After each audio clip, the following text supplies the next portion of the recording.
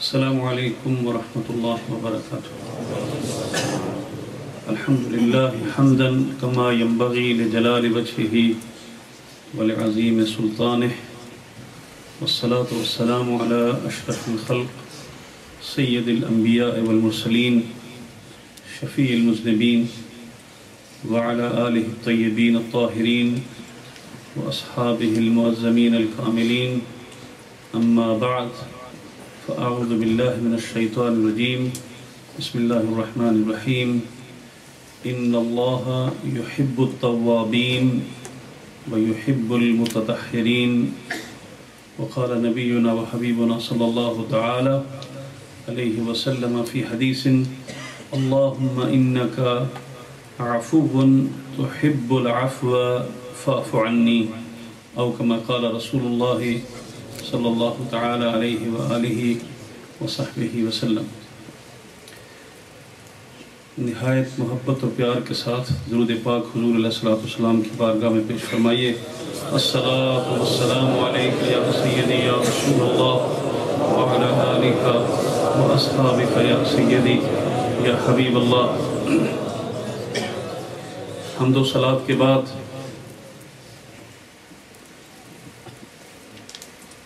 نہایت ہی قابل صد احترام علماء کرام ہماری اس مبارک مجلس میں لیلۃ القدر کی ان مبارک گھڑیوں میں ہمیں اللہ تبارک و تعالیٰ نے قرآن حکیم کو انتہائی خوبصورت انداز میں سننے کا شرف اور سعادت عطا فرمائی۔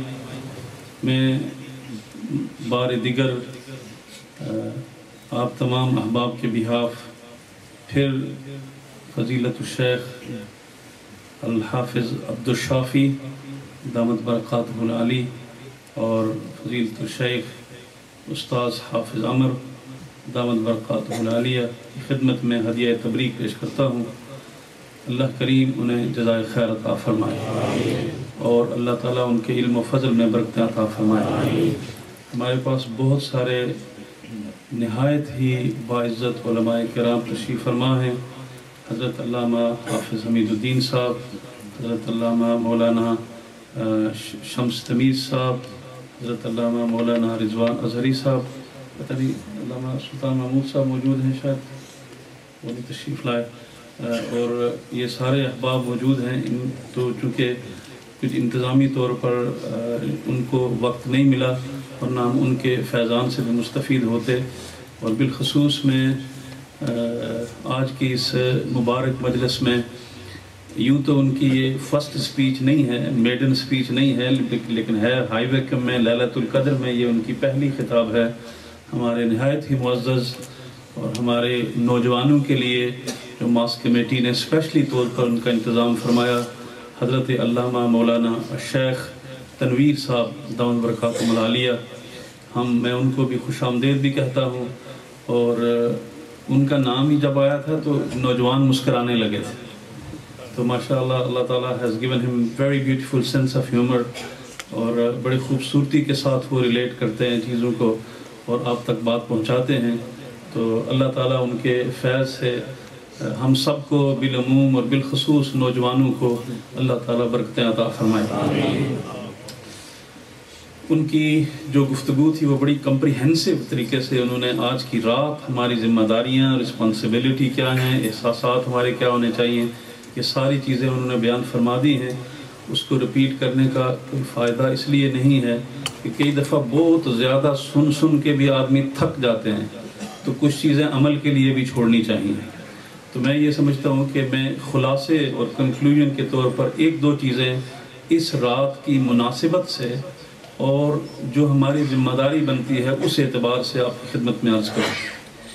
ایک تو یہ ہے کہ اس رات کی جو عظمت لیلۃ القدر کی ہم دیکھتے ہیں کہ ایک رات کی عبادت 1000 مہینوں کی عبادت سے بہتر اور افضل ہے، اور اس رات کے جو معمولات ہیں ان میں حضور صلی اللہ علیہ وسلم نے جب سیدہ عائشہ صدیقہ رضی اللہ تعالیٰ عنہ نے پوچھا کہ کیا کریں اس رات کو، تو آپ نے فرمایا اللہ سے مانگا کرو، دعا کیا، اور دعا کیا ہے کہ اللہ تعالیٰ تو معاف فرمانے والا ہے اور معاف فرمانے کو پسند کرتا ہے۔ تو مجھے معاف فرما۔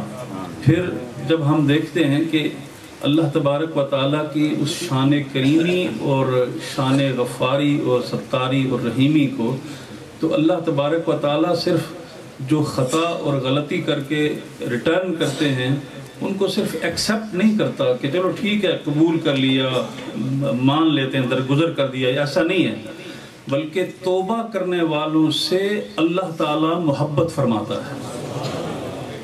یہ بڑی غور کا نقطہ ہے۔ ایک چیز یہ ذہن میں رکھیے کہ توبہ کی کئی قسمیں ہیں، اور ایک توبہ ہے جس کو توبۃ النصوح کہتے ہیں۔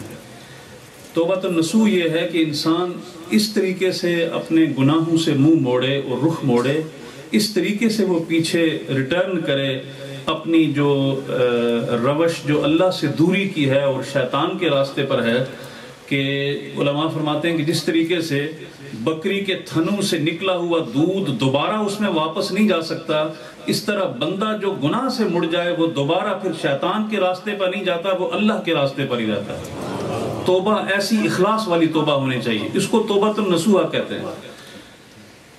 امام غزالی رحمۃ اللہ تعالی علیہ وہ فرماتے ہیں کہ امام ابو اسحاق اصفہانی وہ فرماتے ہیں رحمۃ اللہ تعالی علیہ کہ میں نے 30 سال تک اللہ کی بارگاہ میں یہ دعا کرتا رہا کہ اللہ تعالیٰ مجھے توبۃ النصوح نصیب فرمائے۔ ہم توبہ کرتے ہیں پھر توڑ دیتے ہیں، اور توبۃ النصوح وہ ہے کہ جس کے بعد بندہ تھوڑا سا استقامت والا ہو جاتا ہے۔ وہ فرماتے ہیں میں 30 سال تک توبہ کرتا رہا۔ ایک دن میں نے کہا رب العالمین 30 برس ہو گئے ہیں تیری بارگاہ میں عرض کرتے ہوئے کہ مجھے ایسی توبہ نصیب کر جو توبۃ النصوح ہو جائے۔ تو خواب دیکھتے ہیں، تو خواب میں کسی نے آواز دی کہ ابو اسحاق تجھے اتنا عرصہ تو یاد رہ گیا کہ 30 سال تجھے مانگتے ہوئے ہو گئے، لیکن تجھے پتہ نہیں تو مانگتا کیا ہے۔ تو مانگتا مجھ سے توبہ ہے، اور ایسی توبۃ النصوح کہ جو تو مجھ سے مانگتا ہے اس کا انعام پتہ کیا ہے؟ ان اللہ یحب التوابین، کہ اللہ تبارک و تعالیٰ توبہ کرنے والوں سے محبت کرتا ہے۔ یہ کوئی معمولی سودا نہیں ہے کہ بندہ وہ کام کرے جس سے اللہ کو محب نہیں محبوب بن جائے۔ تو فرمایا یہ معمولی سودا نہیں ہے، اس سے 30 سال لگ گئے تو کیا عمر ساری بھی لگ جائے تو اس کے بعد اگر انعام مل جائے اللہ کی بارگاہ سے، بندہ محبوب ہو جائے اللہ کا، اللہ محبت کرنا شروع ہو جائے، پیار کرنا شروع ہو جائے اپنے اس بندے سے، اور اس سے نہیں کہ جو بالکل معصوم اور بے گناہ ہے، بلکہ جو مجرم تھا، خطاکار تھا، روسیا تھا، خطائیں کرتا تھا، وہ جب دوبارہ واپس آیا اللہ تعالیٰ اس سے بھی محبت کرتا ہے جو پچھلی زندگی میں گنہگار تھا۔ حافظ ابن قیم لکھتے ہیں کہ اللہ تبارک و تعالیٰ نے اس دنیا کے اندر 3 نہریں بنائی ہیں جو گنہگاروں کو ان میں غوطہ لگا کے پاک کرنے کا طریقہ ہے۔ ایک ہے نہر توبۃ النصوح کی، کہ بندہ جب کوئی گنہگار خطا کرتا ہے تو دوبارہ اپنے گناہوں کی معافی مانگتا ہے تو اللہ تبارک و تعالیٰ اس نہر توبہ سے اس کو گزار کے اس کو پاک فرما دیتا ہے۔ دوسری توبہ اس کی ہے کہ اللہ تبارک و تعالیٰ اس کو گناہوں سے بچنے کے لیے اللہ تبارک و تعالیٰ اس کو اعمال صالحہ کی جو نعمت سے وہ محروم ہو جاتا ہے، تو اللہ تبارک و تعالیٰ اس دوسرے جو نہر ہے وہ نہر ہے کہ جس میں اس کو اللہ تبارک و تعالیٰ آزمائشوں میں ڈالتا ہے، ابتلاؤں میں ڈالتا ہے، اور جب اللہ تعالیٰ کا بندہ ان آزمائشوں اور ابتلاؤں پر صبر کرتا ہے تو اللہ تبارک و تعالیٰ اپنے اس بندے کی خطاؤں کو معاف کر کے اس کو بھی پاک کر دیتا ہے۔ نہر توبہ بھی ہو گئی اور نہر ابتلاء و آزمائش بھی ہو گئی۔ ایک اور کے ذکر کرنے کے بعد آپ فرماتے ہیں کہ سب سے بڑی پریشانی کی بات یہ ہے کہ بندہ اگر ان دریاؤں سے توبہ کر کے گزرنے کے بعد اپنے آپ کو پاک نہ کرے تو ایک مرحلہ مشکل خطرناک ہے، اور وہ مرنے کے بعد ہے کہ گنہگار کو جہنم کی آگ سے پاک کیا جائے۔ تو فرماتے ہیں کہ بندہ مومن کو چاہیے کہ وہ اس دنیا میں نہر توبہ اور سے گزر کے اپنے گناہوں کو پاک کر کے اللہ تبارک و تعالیٰ کی بارگاہ کا محبوب بن جائے۔ ان اللہ یحب التوابین و یحب المتطہرین۔ ایک آخری بات کر کے اس کے بعد انشاءاللہ ہم اگر کوئی مناسب ہوا تو صلاۃ تسبیح پڑھ لیں گے، ورنہ اگر جیسے بھی کوئی روٹین ہوگی۔ میں صرف یہ چاہتا ہوں کہ ہم یہ رات توبہ اور بخشش اور مغفرت کی ہے۔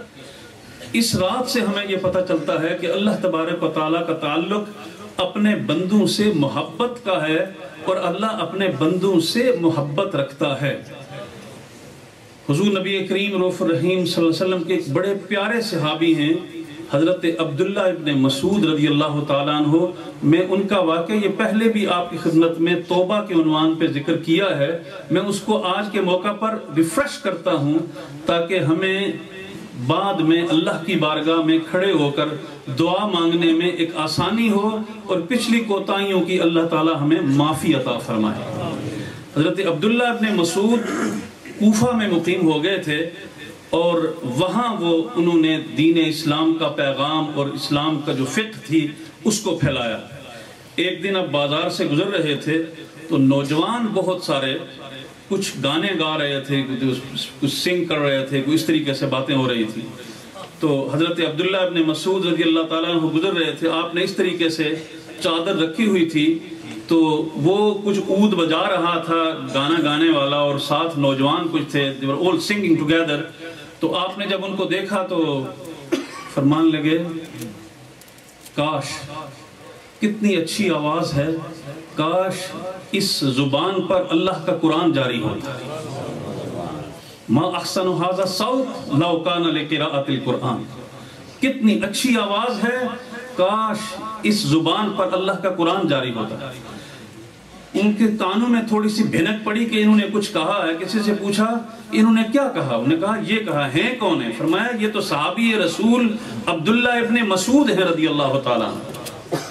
وہ عبداللہ ابن مسعود جن کو حضور صلی اللہ تعالیٰ عنہ نے فرمایا کہ عبداللہ کی پنڈلیاں احد پہاڑ سے زیادہ میدان محشر میں اجر کے اعتبار سے زیادہ وزنی ہوں گی۔ حضرت عبداللہ ابن مسعود نے جب یہ جملہ کہا تو یہ سننے کی دیر تھی، تو اس گانا بجانے والے نے یہ لفظ ایسے اس پر اثر کر گئے کہ اس نے اپنے وہ گٹار وغیرہ یا کیا مصیبت تھی اس کو پھینکا، توڑ دیا، اور فوراً نیچے آ کے کہنے لگا کہ میں توبہ کرنا چاہتا ہوں۔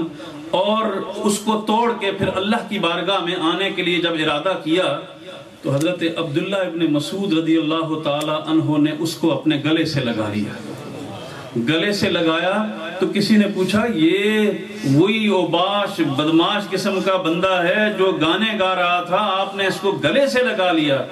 فرمایا میں اس کو گلے سے کس طریقے سے نہ لگاؤں جس کو اللہ فرماتا ہے کہ ان اللہ یحب التوابین، جن سے اللہ محبت کرتا ہے۔ عبداللہ ابن مسعود ان سے محبت کیسے نہیں کر سکتا؟ حضرت ذوالنون مصری رضی اللہ تعالیٰ عنہ فرماتے ہیں میں نیل کے کنارے پر تھا اور میں نے دیکھا کہ ایک بچھو وہاں پر موجود ہے۔ میں نے اس کو پتھر اٹھا کے مارنا چاہا لیکن وہ بھاگا مجھ سے۔ تھوڑی دیر وہ اس نے آگے گیا تو میں نے دیکھا کہ وہ ایک مینڈک کے اوپر وہ چڑھا، اور مینڈک پانی سے گزرتی ہوئی جا کے دوسرے کنارے پہ گئی، اور میں دیکھتا رہا تماشا کہ یہ اتنا جلدی مجھ سے بھاگا، مینڈک کے سر پر چڑھا، اور وہاں پانی کے اندر سے ہو کے وہ کنارے پہ جا کے لگ گیا۔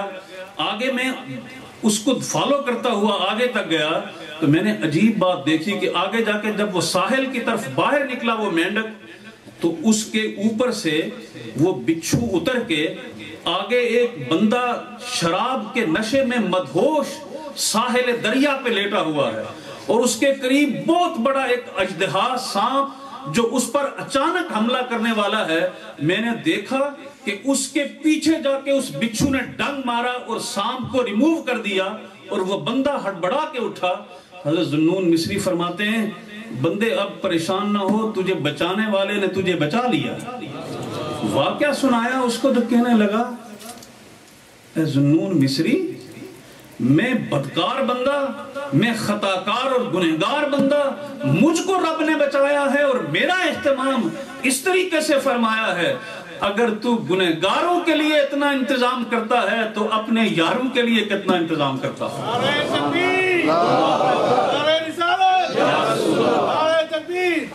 آؤ ہم آج کی رات سچے دل سے اپنے رب کی بارگاہ میں توبہ کر کے پچھلی خطاؤں کی معافی مانگ کے حضرت علامہ شیخ تنویر صاحب نے بڑی خوبصورتی سے کہا تھا کہ آؤ ہم اپنے دل سے ایک دوسرے مسلمان کے بارے میں قدورتیں ختم کر کے ایک نئی زندگی کا آغاز کریں. لیلۃ القدر وہ رات بن جائے کہ جس میں ہم پاک صاف ہو کے باہر نکلیں. آئے تھے ہم اللہ کے گھر میں تو خطا کار تھے, جب باہر نکلیں تو ہم اللہ کے وفادار بندے بن کے جائیں. ایک کام اٹھ کے کر لو, علامہ صاحب کی حکم پر تعمیل ہو جائے گی اور ہو سکتا ہے رب خوش بھی ہو جائے ہم پر. وہ کیا ہے کہ دعا سے پہلے اور صلاۃ تسبیح سے پہلے ویسے بھی تھک گئے ہو بہت ساری دیر بیٹھے ہوئے, آؤ ہم زیادہ دیر نہیں لگانا, صرف 2 منٹ کے لیے جہاں جہاں آپ بیٹھے ہیں اٹھ کے کھڑے ہو کے ایک دوسرے کو گلے ملو, گلے مل کے پھر بیٹھ جاؤ اور پھر اس طریقے سے بیٹھو آپ کے دائیں بائیں کوئی نہ دیکھو کہ کون ہے, اور اس نیت سے بیٹھو کہ اللہ میرے دل سے نبی کریم کے کلمہ پڑھنے والے کسی کے بارے میں کوئی قدورت نہیں رہنی چاہیے. کھڑے ہو جائیں سارے, میرے سجے کھڑے کھڑے